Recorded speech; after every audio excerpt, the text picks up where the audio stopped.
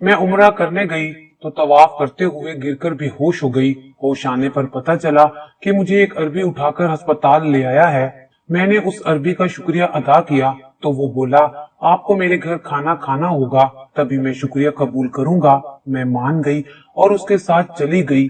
मगर जो ही मैं बेड पर बैठी तो मेरी जान निकल गई, क्योंकि उस अरबी ने तो मुझे सऊदी अरब में रहते हुए 1 साल गुजर चुका था। मैं काफी हद तक अरबी जुबान भी सीख चुकी थी, मगर मेरा यहाँ पर दिल नहीं लगता था। शादी से पहले तो मुझे बहुत सपने दिखाए गए थे, मगर यहाँ आकर तो पता चला था कि सऊदी अरब मेरे लिए एक जेल से कम नहीं है। एक ऐसी जेल जहाँ पर अगले ही लम्हे क्या हो जाए कुछ पता नहीं चलता था। यूं तो मुझे घर से निकलने की बिल्कुल भी इजाजत नहीं थी, मगर कभी कभार मेरे शोहर को न जाने क्या हो जाता था। वो सुबह सवेरे ही मुझे एक लंबी लिस्ट हाथ में थमाकर कहता था कि ये सब चीजें ले आओ। वो चीजें ऐसी होती थी जिनको पूरा करते करते शाम के अंधेरे छा जाते थे। मेरे शोहर की फरमाइशें बड़ी अजीब सी होती थी।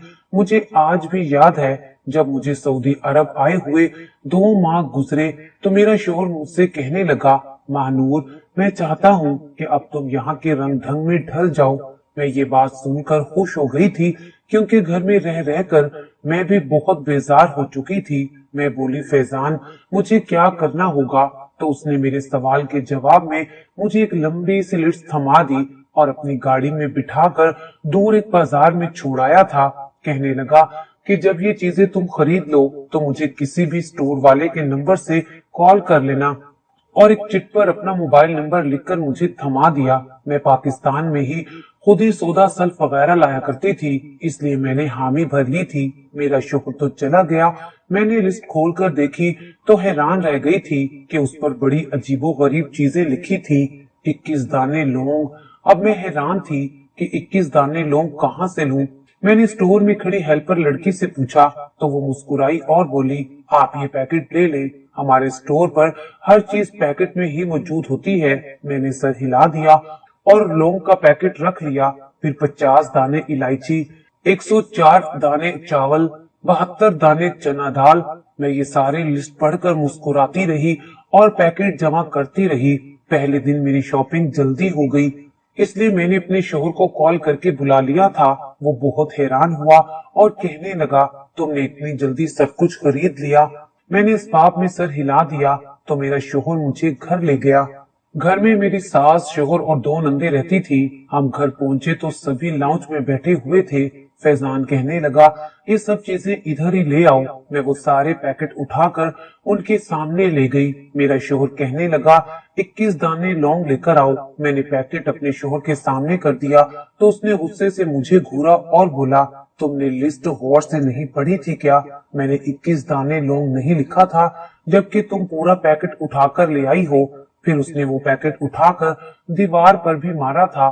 फिर 104 दाने चावल मांगे तो अब मैं थर थर कांपने लगी थी। मैंने फिर से पैकेट लाकर फैजान को थमा दिया। तब मेरी सास गुस्से से कहने लगी, बेटा, तुम्हारी बीवी तो बहुत ही बेवकूफ है। मुझे ये बताओ महानूर, तुमने घर में ऐसे कौन से पहाड़ तोड़ने थे जो जल्दी जल्दी ये पैकेट उठाकर ले आई हो? तुमसे जितनी चीजें मंगवाई थी वो क्यों नहीं ले आई? मैं बोली, आंटी, स्टोर में हर चीज पैकेट में होती है। तभी मेरी नंद सोनिया कहने लगी, आप में जरा अकल नहीं है, पैकेट खोलकर भाई की मतलूबा चीजें निकाल लेती। मुझे गुस्सा तो बहुत आ रहा था कि मुझसे छोटी होकर मुझे दर्द दे रही है। मैं बोली, सोनिया, क्या पैसे दरख्तों पर उगते हैं जो मैं ऐसा करती? तब मेरा शोहर गुस्से में बोला, अपनी बकवास बंद करो। तुम्हारी हिम्मत कैसे हुई कि तुम मेरी बहन के साथ इस लहजे में बात करो? अम्मी, मैं इसीलिए पाकिस्तान में शादी नहीं करना चाहता था, क्योंकि वहाँ के सब लोग भूखे नंगे होते हैं, छोटी सोच के मालिक हैं। उनकी बात पैसे से शुरू होकर पैसे पे ही खत्म हो जाती है। हमारे पास अल्लाह का दिया सब कुछ है, मगर इन लोगों को क्या पता जो इतनी लापरवाही से खर्च करते हैं। मेरी आंखों में आंसू आ गए थे। मैं वहां से चुपचाप निकलकर अपने कमरे में आ गई थी। मुझे पाकिस्तान बहुत याद आ रहा था। वहां पर मेरे अपने लोग थे, मेरे अपने रिश्ते थे। हाँ, ये बात सच है कि हमारे घर में गुर्बत बहुत ज्यादा थी। मैं 6 बहन भाइयों में सबसे बड़ी थी। अब्बू हयात नहीं थे। मेरे लिए जब फैजान का रिश्ता आया तो अम्मी बहुत खुश हो गई थी। वो मेरे पास आई और कहने लगी, महानूर, तुम्हारे लिए सऊदीया में रहने वाले एक लड़के का रिश्ता आया है। बहुत अच्छे और खाते पीते लोग हैं।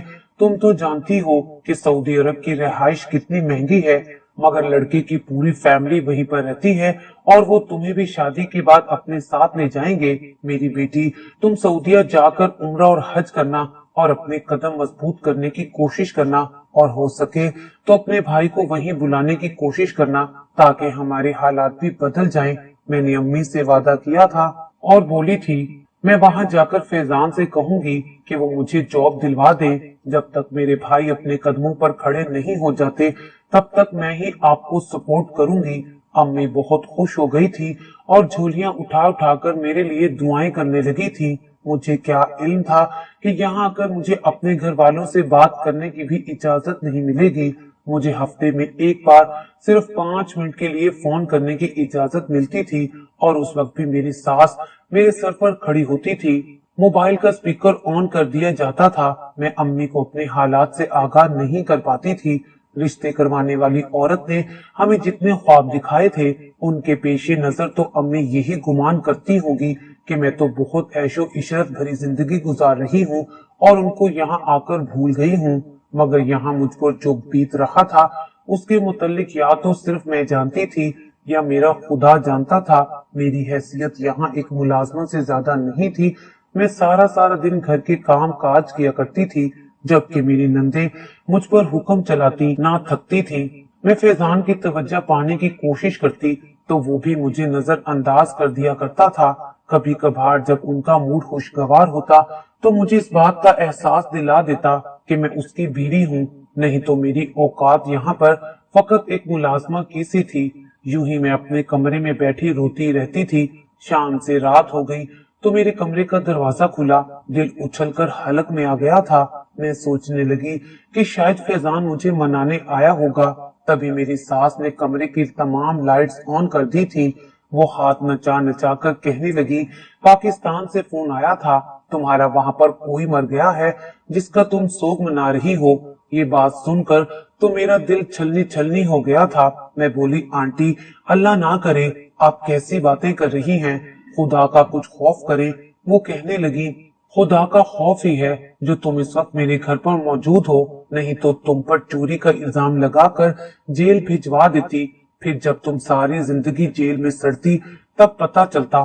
चलो निकलो अपने कमरे से और खाना बनाओ, सोनी और मिशेल को भूख लगी है। मैं खुद से बोली, अगर भूख लगी है तो उनसे कहे ना कि वो कुछ बना ले, अब इतनी छोटी भी नहीं है वो। मेरी बात सुनकर तो मेरी सास ने हंगामा बर्पा कर दिया था। उसने चीख चीख कर मेरे शोहर को मौके पर बुला लिया और झूठे इल्जामात मुझ पर लगाने लगी। उस दिन मेरे शोहर ने मुझ पर हाथ उठाया था और उसने ऐसा हाथ उठाया था कि कई दिन मेरे जिस्म पर नील पड़े रहे थे। और उस दिन मुझे अपनी हैसियत का इल्म हो गया था। उन लोगों के सामने जुबान खोलने का मतलब था अपनी शामत को आवाज देना था। इसलिए मैंने अपनी जुबान को हमेशा हमेशा के लिए सी लिया था। मेरी दोनों नंदे बड़ी अजीब सी थी।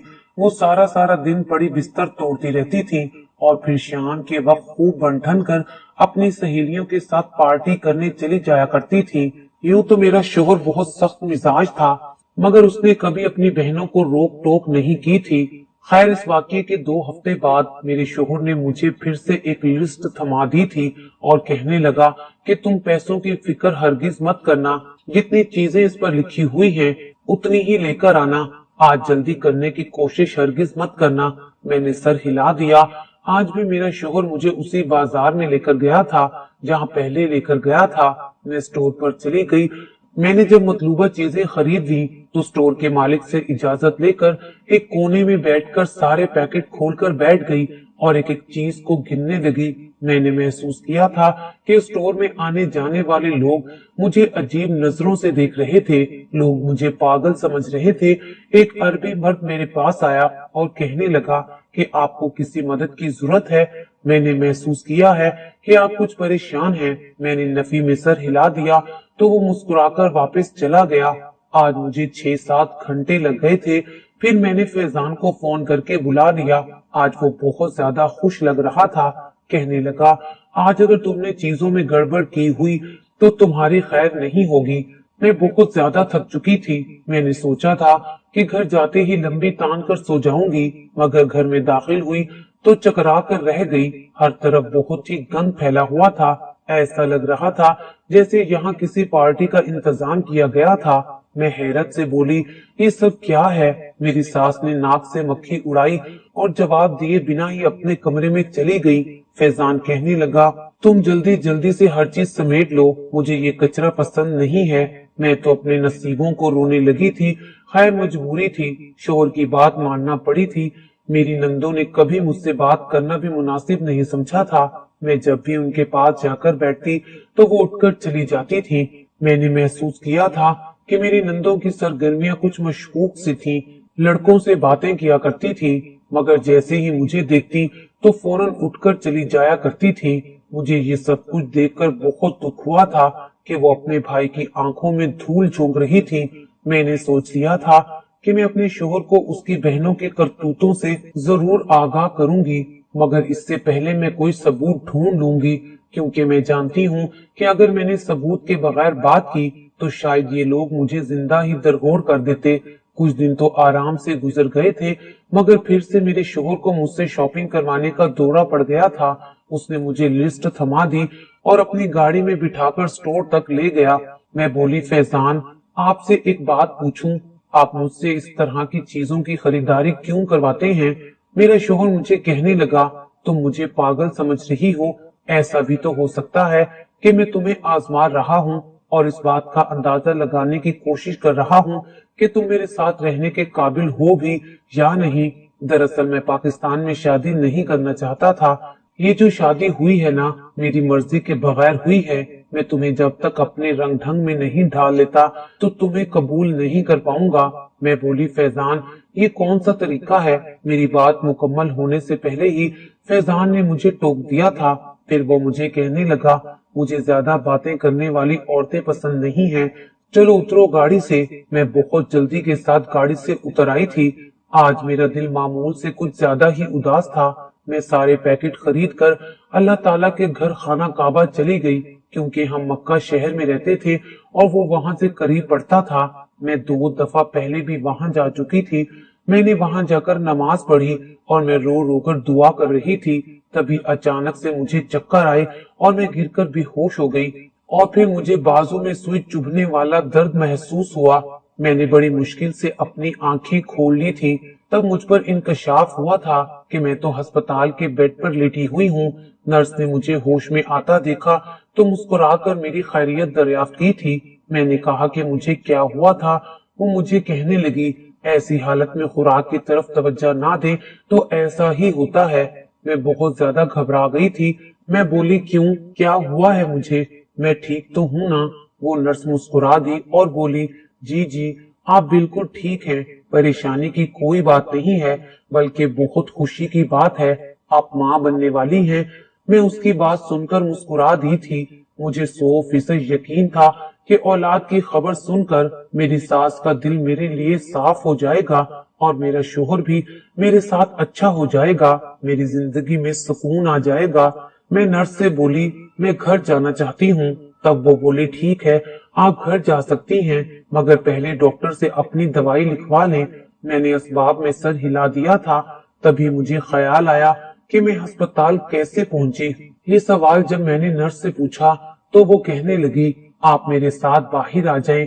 वो राहदारी में बैठा आदमी आपका इंतजार कर रहा है। जब मैं बाहर निकली तो सामने एक अरबी मर्द बैठा था। मैं उसके पास गई और बोली, आपका बहुत शुक्रिया, आपने मेरी मदद की, आप मुझे अस्पताल ले आए। वो कहने लगा, मैं आपका शुक्रिया यूं ही कबूल नहीं करूंगा, आपको मेरे साथ मेरे घर चलना होगा, आपको चाय पिलाकर शुक्रिया कबूल करूंगा। मैंने घड़ी में वक्त देखा तो अभी घर लौटने में बहुत टाइम पड़ा था। मैंने उस अरबी के साथ जाने के लिए हामी भर ली थी, क्योंकि मैं उसके घर से अपनी वालदा को फोन करके अपने हालात से आगाह करना चाहती थी। उन्हें बताना चाहती थी कि आपकी बेटी आपको हरगिज भूली नहीं है, बल्कि मैं तो खुद ही भयानक हालात से गुजर रही हूँ। फिर उन्हें ये भी तो बताना था कि मैं उम्मीद से हूँ। खैर, मैं अरबी मर्द के साथ चली गई। उसका घर अस्पताल से करीब ही था। वो मुझसे छोटे मोटे सवाल जवाब करने लगा था।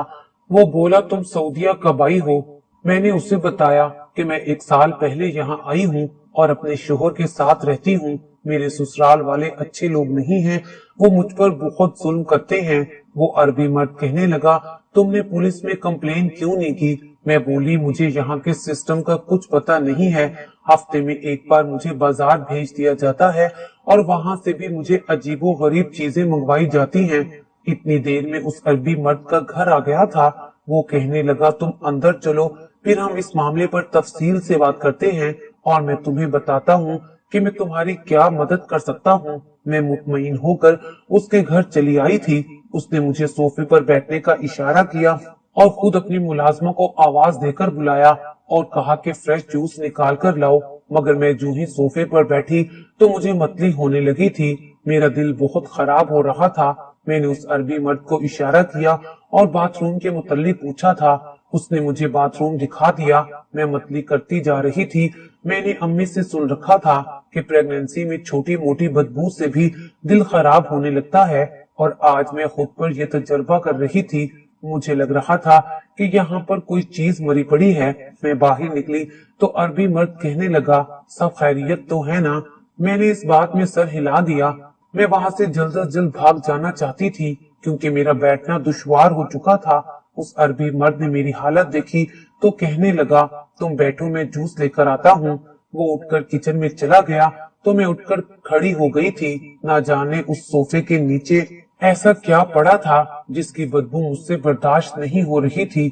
मैंने सोचा कि मैं खुद ही देख लेती हूँ, मगर मुझसे ज्यादा झुका नहीं जा रहा था। मैंने सोफे को पीछे करने की कोशिश की तो ये देखकर हैरान रह गई कि उसमें तो मेरा हाथ धंस गया था। वो एक जदीद किस्म का सोफा था जो ऊपर से तो सोफे के मायने लगता था, मगर अंदर से एक संदूक था। मैंने उसके ढक्कन को खोल कर देखा तो मेरे हलक से चीखें बरामद होने लगी थी, क्योंकि अंदर तो किसी औरत की लाश पड़ी थी और उस पर बहुत से परफ्यूम फेंके गए थे ताकि उसकी बदबू खुशबू में बदल जाए। मेरी चीखें सुनकर वो अरबी मर्द भी उधर ही आ गया था। मैं चीखती चिल्लाती जा रही थी, वो भी आगे बढ़ा। जब उसने सामने का मंजर देखा तो जमीन पर बैठ गया और रोने लगा था। मुझे समझ नहीं आ रहा था कि ये सब क्या हो रहा है। अचानक वो कहने लगा, मेरी यास्मीन, मैंने इस दुनिया में सबसे ज्यादा जिस औरत से मोहब्बत की वो तुम हो। मैंने तुम्हारे अलावा कभी किसी औरत के मुतल्लिक नहीं सोचा था। तुमसे शादी की तो लगा कि जिंदगी हसीन हो गई है। हम दोनों एक दूसरे का सहारा बन गए और फिर तुमने मुझे खुशखबरी सुनाई कि तुम मुझे औलाद देने वाली हो। मगर एक दिन मुझे मुलाजमा ने बताया कि तुम मेरे नाम एक खत लिखकर अपना सामान लेकर यहाँ से चली गई हो। मैंने जब ये बात सुनी तो मैं थर थर कांपने लगा था। खत पढ़ा तो उस पर लिखा था कि तुम्हारा दिल मुझसे भर गया है, इसलिए तुम अपनी जिंदगी की नई शुरुआत के लिए मुझे छोड़कर जा रही हो। यास्मीन, इस खत के नीचे तुम्हारे अंगूठे का निशान भी तो था। मैं बहुत रोया था, मगर तुम आज मुर्दा हालत में मेरे ही घर सोफे के नीचे से मिली हो। अरबी मर्द रोता जा रहा था जबकि मेरी नजरें उसकी मुलाजमा पर पड़ी थी। वो मौके से फायदा उठाकर फरार होना चाह रही थी। मैंने जल्दी से अरबी मर्द को उसकी जानिब मुतवज्जा किया था। वो एकदम होश में आ गया। उसने अपनी मुलाजमा को हाथ से पकड़ लिया और चिल्लाने लगा था। वो बोला, तुमने मुझे बताया कि मेरी बीवी घर से भाग गई है। तुमने मुझे उसका झूठा खत दिखाया। मुझे बताओ, इसके पीछे तुम्हारा क्या मकसद था? तुमने मेरी बीवी को जान से मारा है ना? वो मुलाजमा थर थर कांपने लगी। वो बोली, मैंने नहीं मारा, ये सब एक हादसे के नतीजे में हुआ है। दरअसल मैं यहाँ काम करने सिर्फ इसीलिए आती थी क्योंकि मुझे किसी से इल्म हुआ था कि आप बहुत ही मालदार आदमी हैं। मैं इस घर में काम करती रही और कीमती चीजें रोजाना चोरी करती रही। एक रोज मालकन की नजर मुझ पर पड़ गई। उसने मुझे रोकने की कोशिश की थी। मैं बहुत ज्यादा खौफजदा हो चुकी थी। जाहिर सी बात है, मालकन मुझे पुलिस के हवाले कर देती और मेरी सारी जिंदगी खराब हो जाती। इसलिए मैंने घर से फरार होने की कोशिश की, मगर मालकन ने मुझे बहुत मजबूती से थाम लिया था कि इसी सद्दाम में वो नीचे फर्श पर जा गिरी। मुझे नहीं इल्म हुआ कि उनके सर के कौन से हिस्से पर चोट आई थी। वो ऐसी बेहोश हुई कि दोबारा ना उठी और मुझे यकीन हो गया कि वो मर चुकी हैं। मैं बहुत ज्यादा घबरा गई थी। अगर आपको इल्म हो जाता कि मालकन मर गई हैं, तो आप मुझे जिंदा ना छोड़ते। इसलिए मैंने मालकन को सोफे में छुपा दिया और रोज उनकी लाश पर एक नया परफ्यूम छिड़क देती हूँ ताकि किसी को इस लाश की बदबू ना आए। और आप इस कमरे में बहुत कम ही आते थे, इसलिए कभी आपको भी शक नहीं हुआ था। और फिर मैंने झूठ मूठ का खत लिखकर उसके अंगूठे का निशान बना दिया था। मैं मालकन को आज दफनाने वाली थी, मगर फिर आप आ गए और मेरा बना बनाया खेल खराब हो गया। अरबी मर्द ने अपनी मुलाजमा को पुलिस के हवाले कर दिया था और मेरा बहुत शुक्रिया अदा किया कि मेरी वजह से वो सारी हकीकत जान पाया है। उसने फोन पर किसी से बात की और उसी वक्त कुछ लोग आकर उसकी बीवी की तदफीन के लिए उसे उठाकर ले गए थे। उसके बाद वो बोला, चलो मैं तुम्हें तुम्हारे घर छोड़ाता हूँ। मैंने हामी भर ली, मगर वहां भी एक सरप्राइज मेरा मुंतजिर था। मैंने जैसे ही घर का दरवाजा खोला तो ये देखकर दंग रह गई कि वहां एक अजीब तूफान बदतमीजी बरपा था। वहां पार्टी हो रही थी जिसमें मर्द औरत की कोई तफरीक नहीं थी। मेरी दोनों नंदे मर्दों के साथ रक्स पेश कर रही थी, जबकि मेरा शोहर भी वहीं पर मौजूद था। मैं मजीद आगे बढ़ी तो अपने शोहर को ये कहते हुए सुना था, अम्मी, हमें महानूर के रूप में काम वाली तो मिल गई है, क्यों ना हम उससे मजीद फायदा उठाएं और उसे भी रक्स पर लगा दें। मेरी सास कहने लगी, तुम्हारा मशवरा तो बहुत अच्छा है, उसके आने से पहले पहले ये पार्टी खत्म करवाओ, वरना वो भाग जाएगी। मैंने देखा था कि वहाँ जुआ भी चल रहा था। मैं उल्टे कदमों वहाँ से भागी थी। अरबी मर्द अभी वहीं पर था। मैंने उसको सब कुछ बता दिया। उसने एक बार फिर से पुलिस को बुलवाया और मेरे शोहर समेत सबको गिरफ्तार करवा दिया था। बाद में मेरे शोहर ने पुलिस के सामने ये इंकशाफ किया था कि उन्होंने घर में ही एक जुआ खाना बना रखा था। हफ्ते में 3 दिन वो यहाँ पर ये सब काम करते थे। जिस दिन घर पर ऐसा कोई फंक्शन होता तो वो मुझे जानकर बाजार भेज देता ताकि मैं इन मामलात से बेखबर रहूं। मैंने अपने शोहर से तलाक लेने का फैसला कर लिया था, मगर मैं अपने होने वाली औलाद की वजह से बहुत परेशान थी। उस अरबी मर्द ने मुझे शादी की ऑफर कर दी, जिसे मैंने कबूल कर लिया था। उसने मुझसे वादा किया था कि वो मेरे बच्चे को अपना नाम देगा। उसका नाम अब्दुल्ला था और वो बहुत ही अच्छा इंसान था। बच्चे की पैदाइश तक मेरी तलाक ना हो सकती थी। जैसे ही बच्चा पैदा हुआ, मेरा शोहर जेल में था। मैंने उससे तलाक ले ली और अब्दुल्ला से शादी कर ली। वो बेहतरीन शोहर और अच्छा बाप साबित हुआ। उसने मेरे दोनों भाइयों को भी सऊदीया बुलवा लिया और उन्हें अपने साथ काम पर रख लिया था। मेरी जिंदगी अब बहुत बेहतर हो गई है। मैं अल्लाह ताला की बहुत शुक्रगुजार हूँ, जिसने मुझे फैजान जैसे बदकिरदार शख्स से निजात दिलवा कर अब्दुल्ला का साथ दिया था। हम दोनों शादी की पहली सालगिरह पर हज करने गए थे। तब मुझे महसूस हुआ था कि अगर इस दुनिया में अच्छे लोग मौजूद ना हो तो सब कुछ तहस नहस हो जाए। आज मैं ये बात फख्रिया तौर पर कह सकती हूँ कि मुझे अपने शोहर अब्दुल्ला से बेइंतहा मोहब्बत है और मेरा शोहर अब्दुल्ला भी मुझसे बेपनाह मोहब्बत करता है।